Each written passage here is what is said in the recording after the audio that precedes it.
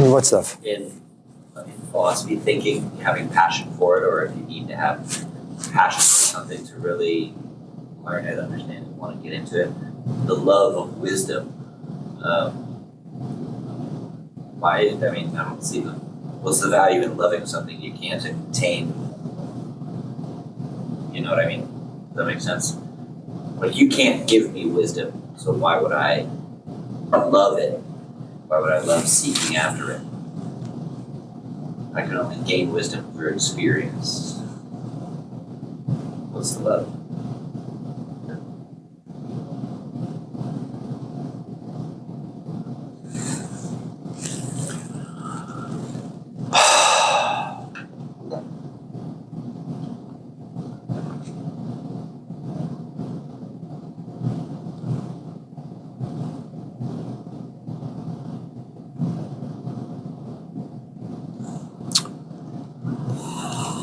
Can you repeat your... Finding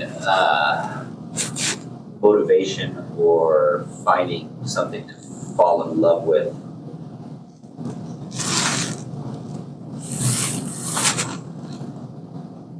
It doesn't really necessarily bring you joy or any kind of like, it doesn't help, so what's the point of going after it? We could discuss philosophy and go into these bigger ideas, but it's so subjective for everybody. Do you really have to love it to do it?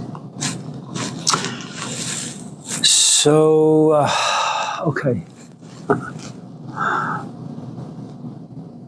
Why should you pursue something you don't really have a need for?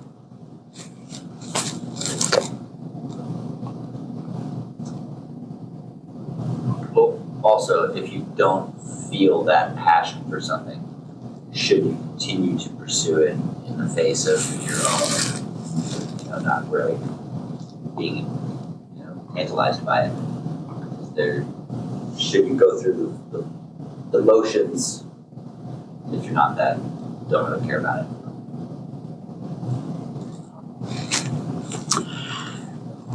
When we were going to Davis Senior High School in Davis, we had a friend whose name was Ahmed. They had a nice little cafe in Davis, and his parents worked really, really hard. And he had this passion for bicycling. And we're talking about the 1980s, and bicycling is a very expensive sport. And it's something that my brother and I didn't understand why he would engage in such an activity. And it had to do first because we didn't have any money when we first came to America, my brother and I. We usually got food from the church. The government had stopped people sending money to America for their kids. And when Ahmed would tell us that he's going on this tour or he's buying this bike, the first question we would ask him would be, well, how much is the bicycle? And he would say, oh, it's not that expensive. It's only $12,000. Now, not knowing the bicycling world and not knowing, how expensive frames can be, and they can go all the way to about $100 and some odd thousand. But for us, $12,000 was a lot of money. And then he would get up every morning at 3, go riding for a few hours, and then come pick us up, and then we would, go to school. There came a point after, and we were friends for a number of years, after maybe 2-3 years or 4 years, he stopped being engaged. And we felt as if because he had spent so much money on this particular sport, that he's responsible to continue with it,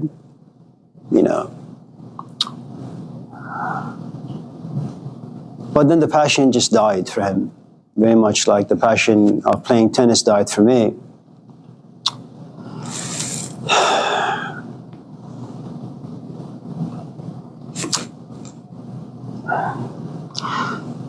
So there are a couple of things.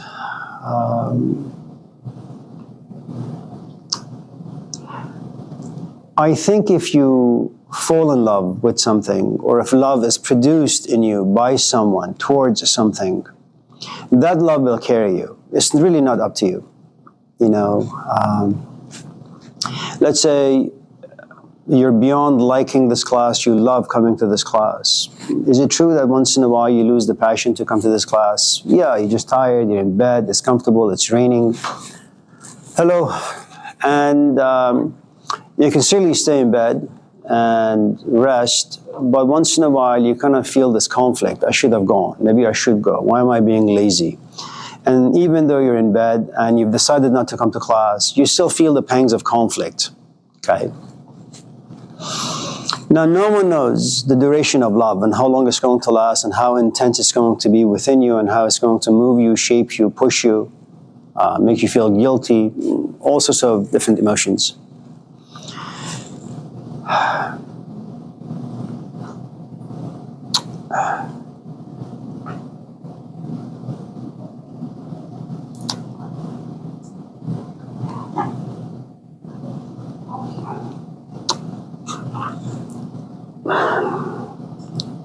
I don't know if you can have a love for philosophy by reading books.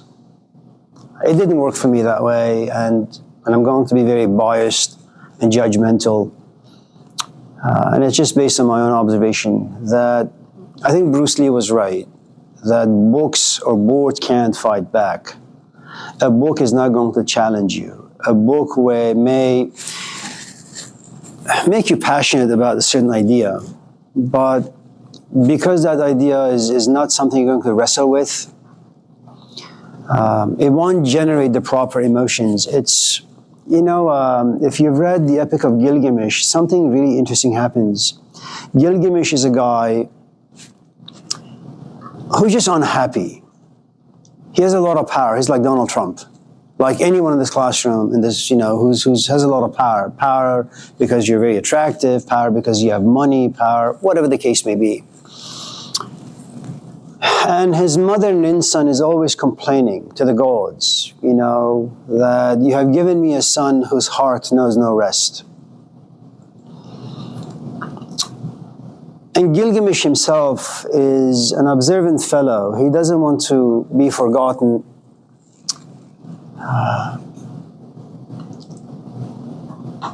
And he wants permanence, he wants love, he wants passion by being drunk, by sleeping around, by bullying people.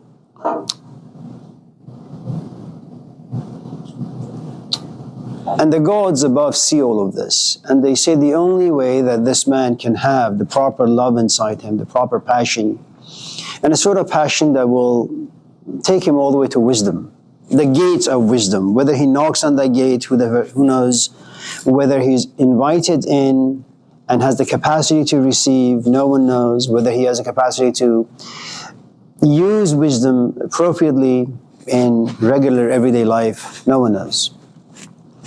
And they come to realize the only way that this man can be inspired in the right way is to bring in his life someone who's going to challenge him, who's as strong, as powerful, as cunning, as intelligent, as intuitive. And his name is Enkidu. And what happens is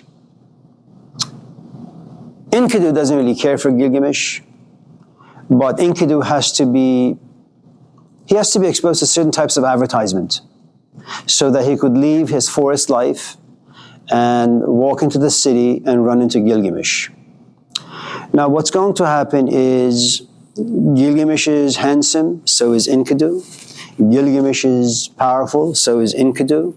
Gilgamesh has a certain charisma and magnetism to him, so does Enkidu. And now, you can't have two good chefs in the kitchen, because it's eventually going to turn into a fight, and that's exactly what happens. Now, these two people begin to fight. For the first time in his life, Gilgamesh comes to realize that there is someone across him that can challenge him, and he is worthy of this particular challenge, and they wrestle. It is true that Gilgamesh beats him in the wrestling match, but they wrestled for about 6 days and 6 nights. Now, prior to this meeting, is it true that Gilgamesh Desire to be remembered? Yes. Is it true that he desired to be immortal? Yes. Is it true that he wanted to live in the hearts of people? Yes. But none of those things would ever be possible because they were abstract. He would always remain unchallenged. And he didn't have those desires in the right way. He didn't know why he wanted them. He just wanted them. And so, and I know the epic is about maybe 5 to about 10,000 years old, but it's a GPS, for all of us in this classroom who want to go on a quest. And once in a while you wake up and you have the desire, but the desire by itself is not the proper fuel. It doesn't generate that much passion. You're passionate, it's just not as intense. Very much like Gilgamesh. Now, I suppose in Uruk, or the present-day Iraq, there are about, 5,000 people who live there. I don't know why Gilgamesh is chosen. I don't know why Gilgamesh is the only one who wants to go on this quest. I don't know why Gilgamesh is the only one who's looking for immortality. I don't know why Gilgamesh feels bad for being forgotten by people, despite all the things that he does for them. I don't know why Gilgamesh at times feels powerless and ugly and unattractive, despite all the power and beauty given to him by gods. But nevertheless, he feels just condemned. And Enkidu is created only for one reason. Enkidu is not there to live his own life. Enkidu is not created by the gods to roam around the forest naked, talk with animals, run with animals, just have a good time. And Enkidu doesn't know this. Enkidu doesn't know why he was created. And it's very much like some of us in this classroom. We don't know why we're here. We hate our lives. We've been expelled from something. And I suppose the message in the story is life does not create waste. Life has a tendency to recycle everything. So no life is ever down here for a waste. Now, you may not know the reason for your existence, but you are going to benefit someone in some shape or form, and you're not going to be aware of it. Sometimes I get emails from students who were in my class for like a few days, 20 years ago, and they say, I thank you for what you did. And I say, I don't even know who the hell you are, and that's the thing. Now, what happens in the wrestling match is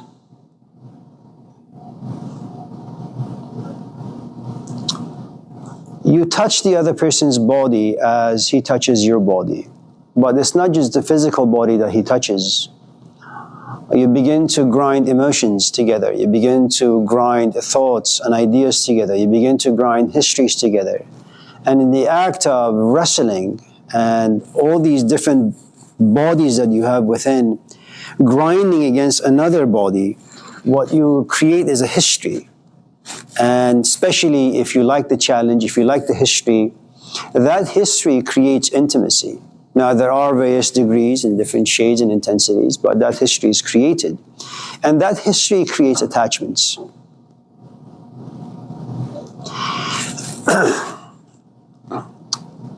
It's something we talked about in class yesterday. And forgive me for those of you who were there, the 3-4 of you. There was a movie that came out some 20 years ago, Ben Kingsley and Penelope Cruz. It's called Elegy. It's a really, really good movie. It's about a guy who teaches at some university, literature, and Penelope Cruz happens to be a student. She's very attractive. He's not. The professor, he's about 60, she's about 20.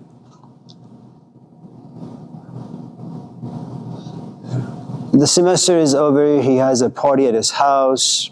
She goes to the party, they meet, they talk.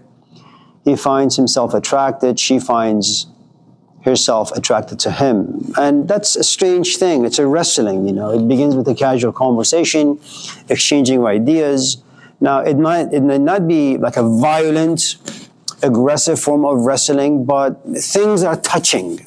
You're sitting next to the person. You are engaged in intellectual conversation that contains a good amount of emotions. And then he asks her if she wants to have dinner. She says yes. So there is more of a wrestling. And then a few days later, she spends the night and she leaves her jacket there. Then she spends another night. Now she leaves her purse there. And the point is, the more time they spend, the more of her history now begins to live inside this man's house. She falls in love with him, and he falls in love with her. And then one day she looks at him and says, "You need to meet my parents." And he's excited. And she leaves, and and he sits home and he says, "I'm 60, her father is 50, her mom is 45. I am old enough to be her father's father." And you have all these different emotions inside. You have anger, you have the injustice of life, that you have fallen in love with someone and something, and it's crushing you. At the same time, there are these social norms, cultural norms, the norms that you yourself have created for yourself. And he finds himself under an avalanche of this cross, all these crosses, and he can't pass through them. And eventually calls her and says, "I'm sorry, I can't do it." They're about to get married, but he hangs up the phone. He waits for a phone call from her. It never comes. She goes her way, and he goes her way. And the point is, it starts casually. And you have no idea what's going to happen to you as you're wrestling with a concept, with a book, with a human being. And as the wrestling becomes more and more intense, and as history is created, you find yourself emotionally attached. Okay? Sometimes emotions can simply be a very casual desire, or it can be curiosity, it can be interest, it could be infatuation, it could be obsession, it could be love. It could be physical love, where you guys just grind bodies together until you just become bored, and then you try to have meaningful conversation only to realize the person sitting across you has no depth, and the sex is no longer as interesting, and so you walk away. Sometimes you find that not only are they physically compatible, they're also emotionally compatible, intellectually compatible, and the history begins to explode inside you. Now, something that started so casually, all of a sudden you find yourself in the grips of love. Now, it may be that right now, let's just use you, if you don't mind, in this particular analogy. You're comfortable with your life, as all of us in this class are relatively comfortable with who and what we are in our station in life. No one is asking you to get rid of your entirety of life and pursue philosophy or ideas, or fight for Black Lives Matter or Palestinians or this Israeli cause. No one is asking you to do anything. It's a nice thing to talk about, nice thing to think about once in a while, maybe read about once in a while, but you're comfortable. And the assumption is you're forever going to remain comfortable, and this is the station you hold, and you're happy with it.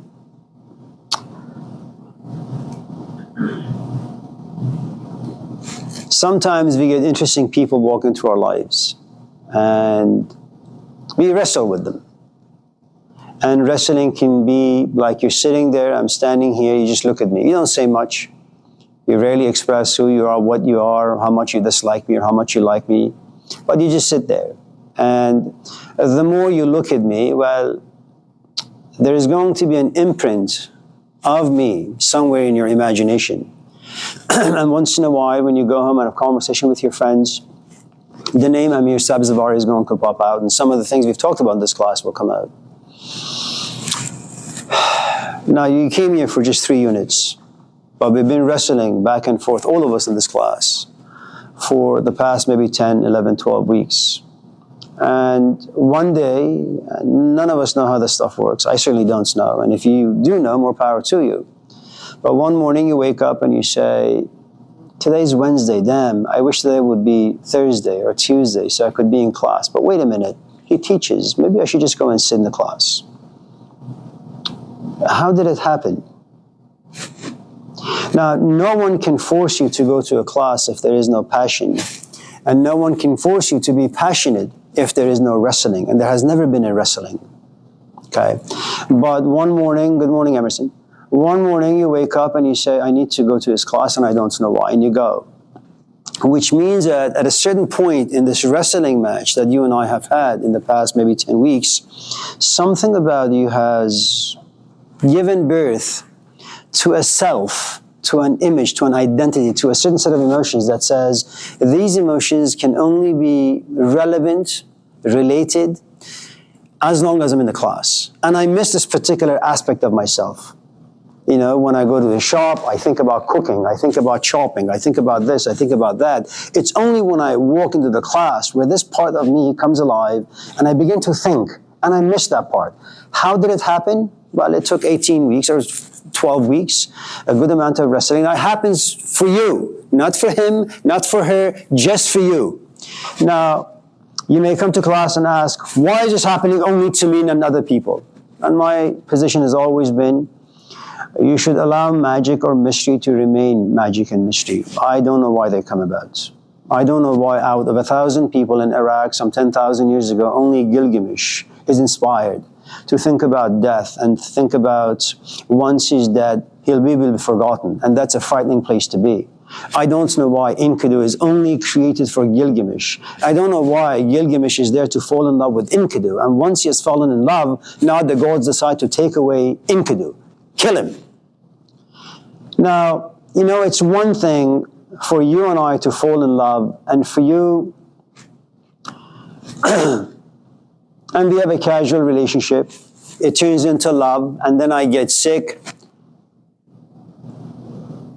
and then you're no longer in love, in the sense that our relationship has now stabilized. I'm used to coming home and seeing you. You're used to me coming home. You see me. We sit. We don't really talk. We sit and watch movies. It's not like before when we go to coffee shops, stay up for hours and have conversations. Things have normalized. See, things have not normalized for Gilgamesh. He is intensely in love. And one morning, his buddy Enkidu wakes up and says, I had a dream where I'm going to die. And Gilgamesh doesn't know what to do with this. You know, the person you've fallen in love with, all of this began with a casual meeting eyes and then wrestling.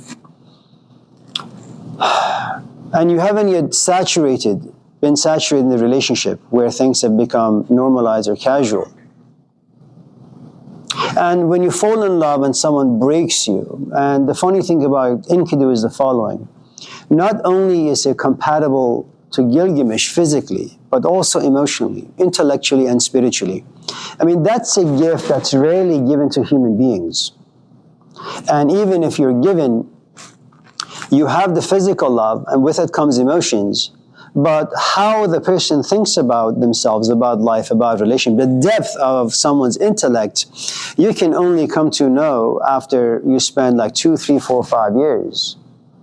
And even if they think well, it takes you more time to realize how can they utilize those ideas in everyday life. Will they take out the garbage? Will they wash the dishes? Will they vacuum without being told any of this?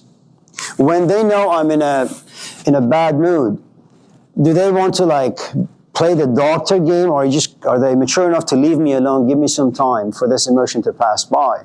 So you have all these different stages. Gilgamesh has this beautiful gift in his life, you know, that he has found a companion who fits all aspects of his body, of his emotions, of his intellect, and his emotions, and his spirit. And then he dies, and his death is sudden. And it's not something, good morning, it's not something that he has experienced before. You know, it's kind of very much like what Irania said some time ago about the Buddha. You know, it's not like the 19-year-old Siddhartha had never seen old age. It's not that he had never seen death. It just, for the first time, after 19 years, she sees someone who is old, and he has the openness to internalize age, internalized old age, and begins to wrestle with it. And he's not going to win this wrestling match because he asks his father and comes to realize his father is incompetent. He asks his friends are incompetent, and he finds himself completely alone. Now, when it comes to, and remember, no one knows how something starts, and no one knows how it's going to play out, no one knows how it begins. All that we know up to this point is Gilgamesh is in love, and as long as your companion is alive, you know who you love, you know why you love, you know what you love. You can touch, you can taste, you can smell, but now he's dead. So what happens in the death of his companion is you have this grief. And it's a grief that's profoundly selfish. My companion died. I am lonely. I am sad. Gods are unjust. Life is unfair. And then after you whined and cried and thrown a temper tantrum for a number of weeks or months or years, something changes. If life spares no one, if all of us die, I wonder if there is a way for me to find wisdom.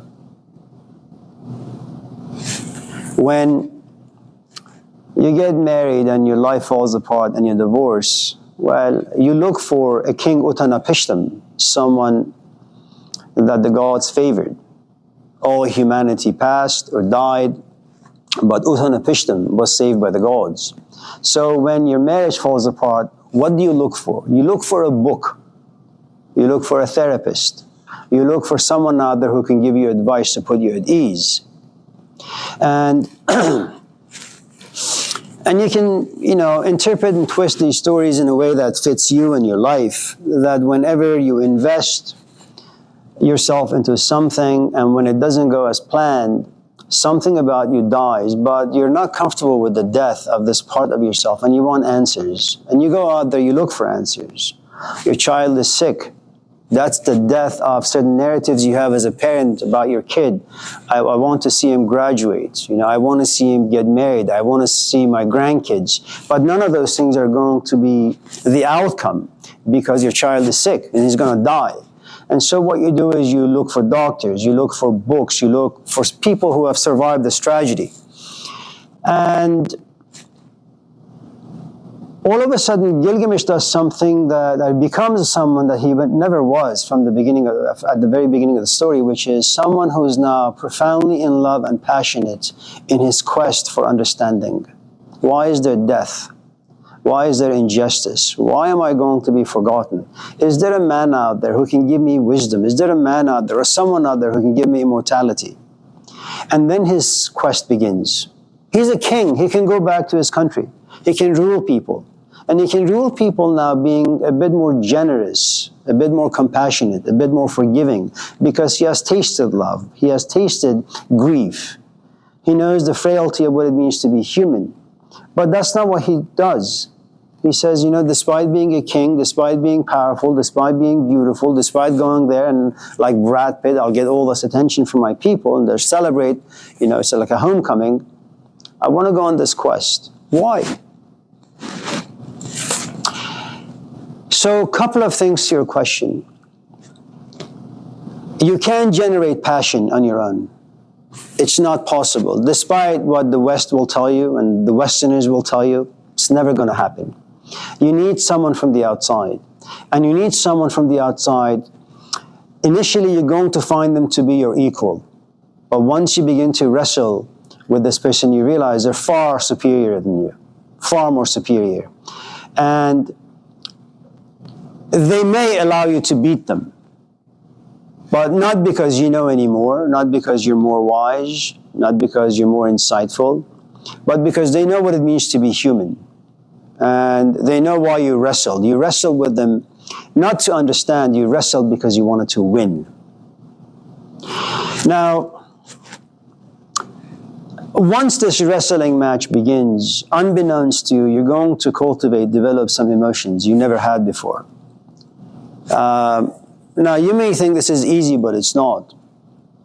Let's say that you come to this class, and I don't know, who you are, what you are, but every time I say something, your hand goes up and you correct me.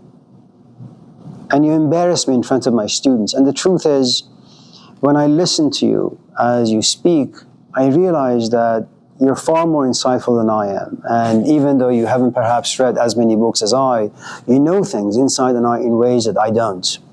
But I try to save face. So you and I wrestle.